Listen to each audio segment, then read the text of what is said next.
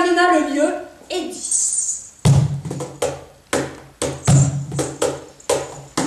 Gétant, voilà bien longtemps que nous marchons. Nous avons traversé des moments de joie et d'autres de tristesse. Nous avons même parfois payé de nos vies. Attendait que la lune pâlisse pour voir arriver le grand cerf, le roi de la forêt. Malgré la faim, malgré la soif, malgré la fatigue et les blessures, il était arrivé jusqu'au sommet.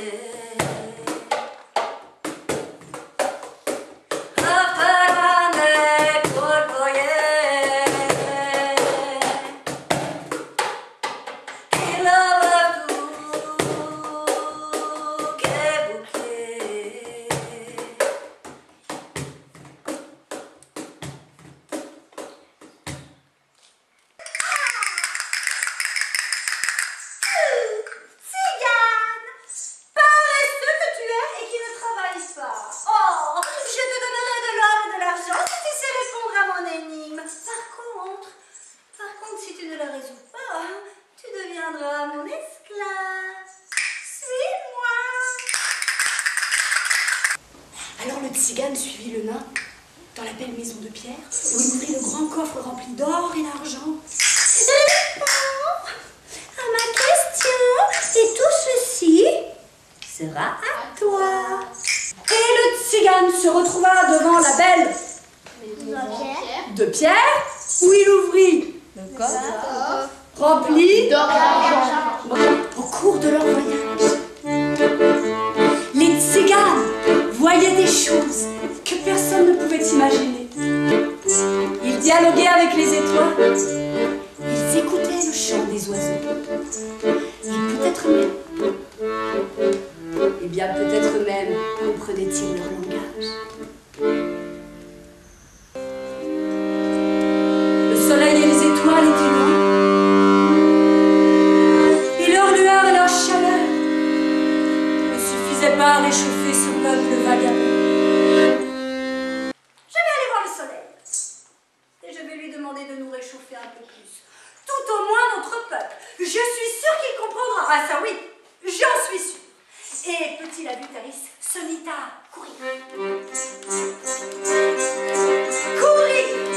Courir tout en haut de la plus haute colline, car il pensait que le soleil se couchait là-bas. Mais il ne rencontra pas le soleil. Il rencontra le vent Belval, méchant et coléreux.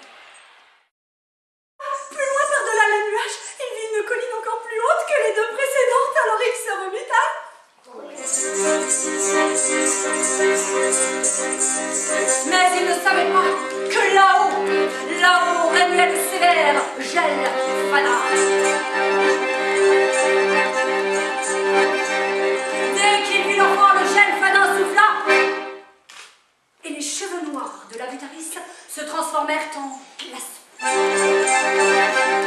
Le gel fanin souffla pour la deuxième fois, et c'est l'accordéon de Labutaris qui se transforma en glaçon. Mais c'est alors que les paroles de son grand-père lui revinrent en mémoire. Celui que l'on appelait Barro Labutaris, le grand accordéon.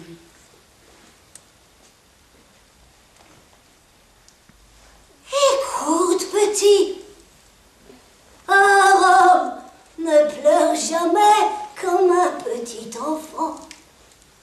Un homme ne verse pas de larmes ordinaires. Un homme met toute sa tristesse dans la musique qui fait naître de son accordéon. Et les pleurs qui jaillissent sous les notes font fondre les cœurs les plus rudes. Eh bien, vous saurez qu'à l'intérieur de chacun de leurs cœurs sommeille un petit soleil.